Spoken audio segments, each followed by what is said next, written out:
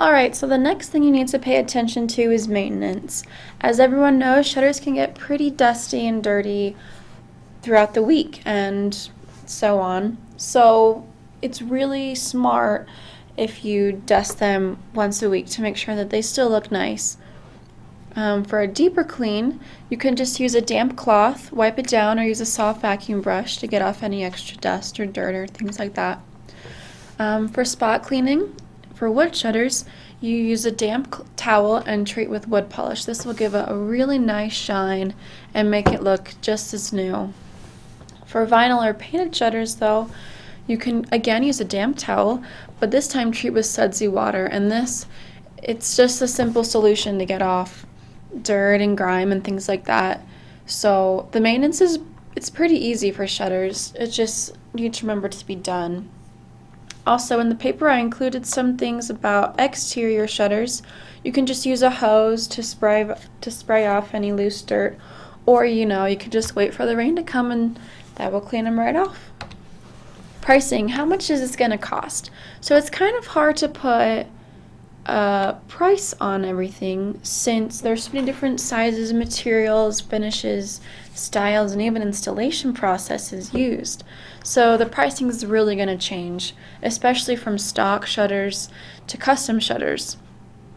So stock shutters are going to cost a little bit less because they're made in bulk and they don't have to fit to the client's personal needs for their windows. So this can cost anywhere from $50 to $100 per window, more or less, depending on the company or manufacturer that you choose to work with. And like I said, custom shutters cost more because you're customizing to the window, and so it takes more time and effort to make it match up. Quality difference. So the major quality difference in shutters has to do with the type of material used, the type of joints and hardware, and again, whether they're bulk or custom built. So in the paper, I go into detail about each one of these bullet points, but I'm just gonna cover them pretty quickly, just kind of highlight the important parts.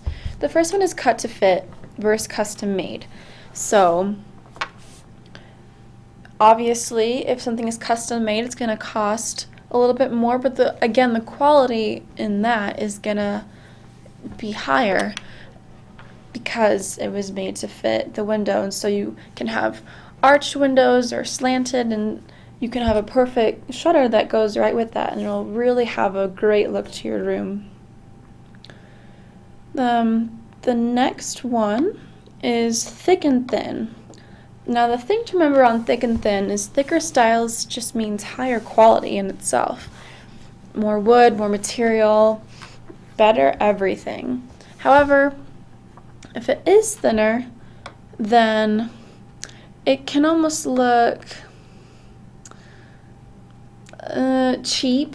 Not necessarily cheap, I should say, but it's not as high the quality. Because the more materials means the shutter will be more stable and less likely to warp or sag over time. So in that sense, it is a lot better. And in general, you want a style greater than 1 inch in thickness. The styles on the American shutters are 11 and 16 inches thick, and the imported shutter styles are only 15, 16 inches thick. So it depends on where you get them, if you get them imported or not. So that is something to keep in mind too. And I have pictures to go along with these, so hopefully they will show more clearly what I'm trying to portray. The next is the right hinge. What kind of hinge are you going to use to make this, to make your shutters really stand out and look appealing? You have butt hinges and non-mortise hinges. So the butt hinge has 2 sides to it, and for butt hinges to fit properly, the style of the shutter has to be mortised or chiseled out. So the hinge itself lies so the flaps are flush with the style's surface. So in contrast, non-mortised hinges don't require this modification to the shutter, so it's less expensive for manufacturers to use this. since they don't require that extra step in them. However, non-mortise hinges only have one piece to them, so that in itself makes them weaker, but they cost less, and so there's the downside to each one. So that is another thing to keep in mind. It also depends on who's looking at it and how, in that sense, quality is determined. The next one is louver shape. There's flat, and then there is elliptical. Elliptical is about 1 inch thick in the middle, but then it tapers off to the edges and gets a little bit thinner. So the elliptical shape, it's more traditional and more substantial. It adds a nicer appeal to it. Looks really good, sturdier.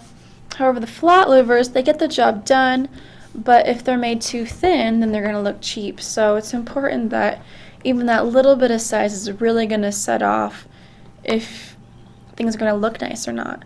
And that in itself is what we are all about. Making things look nice and appealing, as well as working and functioning well. So it's important to decide what kind of things you're going for. The next one is a rabbet cut. So shutters are usually built with more than one panel. And so when the two shutters meet, there's a couple ways that you can join them. And there's the simplest way, and that is to cut each panel so it has a straight and flat edge, and then let the two panels go up against each other. But the downside to this is that it creates a small gap between the two panels, and that isn't really good because light can come in and air, and there's not as much privacy. So the better way that they're saying is to rabbet them. And so a small lip is carved into each panel in such a way that one panel overlaps the other by about 1/4 inch. So this is going to really seal it up and let the air and the light be tucked in, have much more privacy. So the true mark of a custom shutter is when they're rabbeted, because it really shows that a lot more time was put into this, and there was a picture in the report again showing this, so hopefully you can see that. More things to consider for higher quality shutters are dowel and glue joints. This is just important for any kind of shutter, just to make sure that they have this security of the dowel and glue. Also, if shutters have 2 coats of either stain or paint, that's really important because that's going to give a smooth finish and a rich luster. If you just have 1 coat over primer, then you can see through and it's not going to look as nice. But if you have 2, then things are just going to look awesome. It's really going to pop out when people come into the room and see those beautiful shutters hanging on the windows. You're going to want to be aware of a few things though when you're getting these. Self-tensioning nylon pins. With shutters, you have a tension in them, and they need to be adjusted after a lot of years of use.